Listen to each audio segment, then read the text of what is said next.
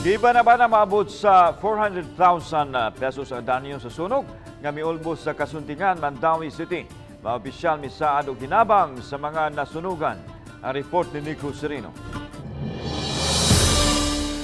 Alas 12:30 kagahapon sa udto unang gialarma ang sunog sa sitio Tambis, Barangay Kasuntingan. Gisumpay-sumpay na lang ang hose sa kabumbiruhan, sanglit sudlunon kaayo ang dapit nga naapektuhan. Gingong nagsugod ang sunog sa panimay ni Susan Anib nga iyang gipaabangan. Naisa ang alarma paingon sa second alarm nga mibilin og giban-abanang 400,000 pesos nga danyos. Kini na karon ang itsura sa mga panimay. 8 ka balay ang hingpit nga Naugdaw, samtang 3 ang partially burned. Dakanak intaw, di na ko kukuan, di na ko ka ariyog ka ng hakwak.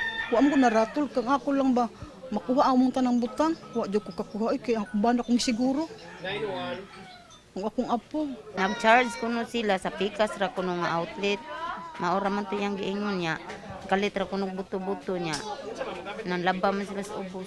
Ang pamilya ni Ginang Wilma nangandam na unta sa birthday sa iyang anak, 2 ka semana gikan karon. Sa maong adlaw giingong mamalay usab ang hinigugma ni Kathleen, maong usahon ang selebrasyon. Maghikay jud mi kada birthday niya. Kaya para sa mga hatag sa masilingan, ana ba? Wa na hurot. Wa pa na time nga mamalay ata. Oh, idungan.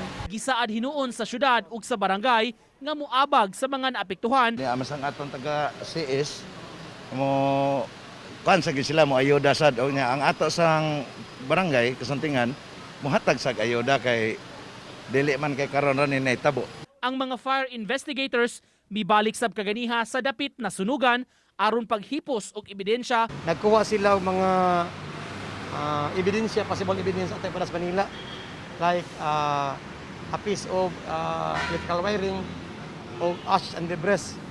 Onya nananako karon ako pa na silang i-evaluate, ako na siya i-repack.